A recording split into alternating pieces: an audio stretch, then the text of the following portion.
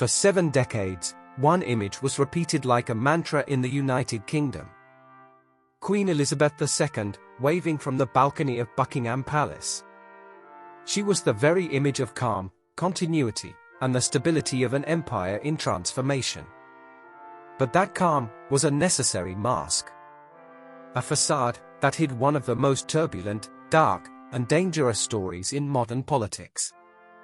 Hardly anyone remembers today that when Elizabeth was born in 1926, her destiny was to be a minor aristocrat. A minor royal, destined for a life of social events without any political weight. For that girl to reach the throne, the greatest crisis of the British monarchy in 1,000 years had to occur. A crisis caused, not by an external enemy, but by the legitimate heir. Her own uncle, Edward VIII. This isn't just a video about an abdication for love, despite what Hollywood's fiction has tried to sell us. This is the story of how the United Kingdom nearly collapsed under the rule of a profoundly irresponsible man. It is the chronicle of how the sacrifice of a brother with a speech impediment and the childhood of a girl named Elizabeth saved the crown from its own extinction. To understand the disaster that was looming, we must dissect the personality of Edward VIII. His father, King George V, was a man of the Victorian era, who ran his house like a Royal Navy battleship. Discipline was the only language. Affection? A non-existent concept. This suffocating rigidity shaped an Edward who, upon reaching maturity, became a man who desperately sought external validation and immediate pleasure, fleeing from any shadow of duty. While Edward traveled the empire, earning international headlines with his movie star charisma, his father watched with horror at his absolute lack of moral fiber. George V was not fooled by the photos of his son smiling at miners or inspecting troops. He knew Edward was a man without a center. A hollow shell, moved by whim. In a burst of prophetic lucidity, George V left a sentence written, that today, feels terrifying. I pray to God, that my eldest son will never marry, and that nothing will come between Bertie, Lilibeth, and the throne. It was not a father's rage. It was the diagnosis of a monarch who saw in his son, a man unable to concentrate on a state report for 5 minutes, but capable of crossing the entire continent for a social party. George V sentenced, after my death, the boy will ruin himself in 12 months. And his precision was surgical.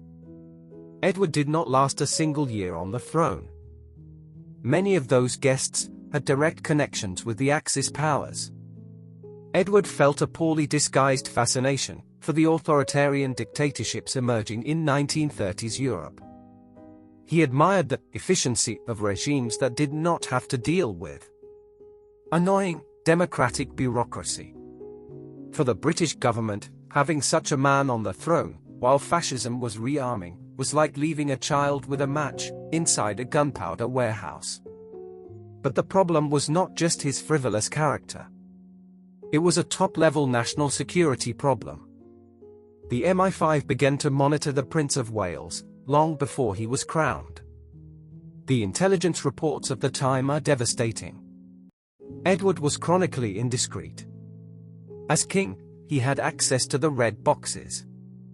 These are the leather cases containing the most sensitive secrets of the government, diplomacy, and British espionage. Edward treated these documents with criminal negligence. In his private parties at his residence of Fort Belvedere, classified reports were left scattered on coffee tables, mixed with cocktails and ashtrays. In full view of guests whose loyalty to the crown was, at the very least, doubtful. In this atmosphere of political tension, Wallis Simpson enters the scene. To understand why this woman caused an institutional earthquake, we must look beyond her 2 divorces. The British establishment did not fear her because of her marital past. They feared her because of her influence and her loyalties. The MI5 handled an extremely sensitive file known as the China dossier. It detailed years of alleged connections with espionage and a wild lifestyle.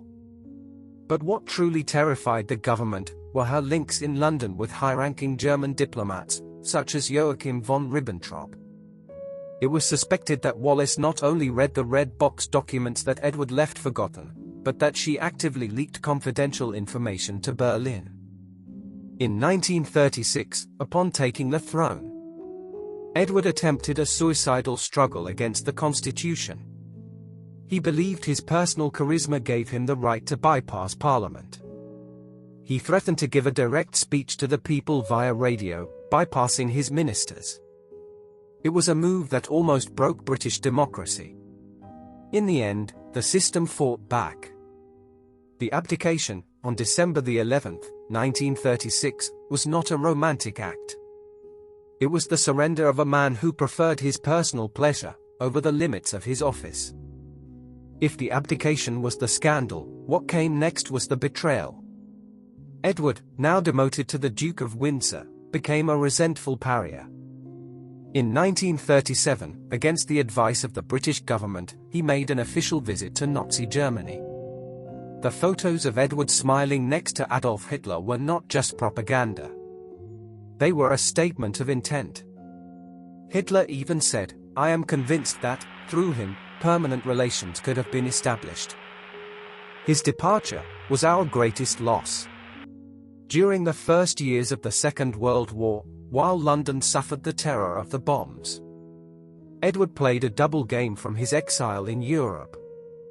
The Nazis launched Operation Willy. This was an intelligence plan to kidnap the Duke and Duchess, and convince Edward that, after the imminent conquest of England by the Wehrmacht, he would be reinstated on the throne. A puppet king, under Berlin's orders. Edward did not reject these ideas outright. He maintained an ambiguous communication, which Churchill cut short with a brutal ultimatum. Either he accepted the post of governor of the Bahamas, thousands of miles from the theater of war, or he would face a court-martial for treason. The Bahamas were not a post of honor. They were a crystal cage, designed to neutralize an ex-king, who was capable of selling his country. Just the weight of the crown then fell upon Bertie, the future George VI. He was the antithesis of his brother. Shy, with a paralyzing stammer, and health that was already beginning to fail. George VI did not want to be king. The idea of speaking in public produced a physical terror in him. But he accepted the throne, as one accepts a sentence of sacrifice. While Edward sunbathed in the Caribbean, George VI refused to leave London during the Blitz. Buckingham Palace was bombed 9 times, with the king inside. That physical commitment to the fate of his people saved the image of the monarchy, but the price was his own life. The extreme stress, and the burden of cleaning the family name, destroyed his lungs and his heart. George VI died at the age of 56, exhausted by duty. And that is where Elizabeth takes the lead. She grew up watching her father work until collapse. She learned that the crown is not a right to privilege, but a sentence to service. Her 70-year reign was, in essence, a historical reparation. Sometimes, the greatness of a country does not depend on who stays, but on who goes. Let us stop for a moment to speculate. Let us perform an exercise in alternative history. What would have happened if Edward VIII had gotten his way? If the government had given in, and Edward had remained on the throne with Wallis Simpson by his side, the map of Europe we know today would not exist. If Edward had not abdicated, Great Britain would have reached 1939 with a king who did not believe in resistance, but in deals with Berlin. Imagine, for a moment, the outbreak of the Second World War with a monarch who openly admired Hitler's efficiency. Edward would not have been the symbol of unity that his brother was. On the contrary, he would have been a wedge of division between Parliament and the Crown. It is very likely that, upon the invasion of France, Edward would have pressed to sign an honorable peace with Germany. A surrender, disguised as a treaty. In that scenario, Winston Churchill would never have come to power. Without the full support of the Crown, the morale of the British people during the Blitz would have crumbled. The capital would not have been the beacon of freedom, but the first satellite of a new European order dominated by Nazism. Elizabeth, in this dark world, would have reached the throne very late, in 1972. But what crown would she have inherited? She would have received an institution rotted by decades of Nazi collaboration. The contempt of a people who do not forgive betrayal would have turned the United Kingdom into a republic long before her coronation. The abdication was, therefore, the best gift the country ever received. Even if it was born from the cowardice of a small man. Edward VIII chose Wallis Simpson and the luxury of Paris. But in doing so, he unintentionally saved Western democracy.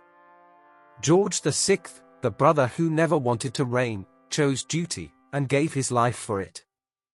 Thanks to that sacrifice, Elizabeth was able to be the queen who saved the face of a broken family. In the end, the greatest what if in British history has a clear answer. If Edward had stayed, the world today would be a much darker place.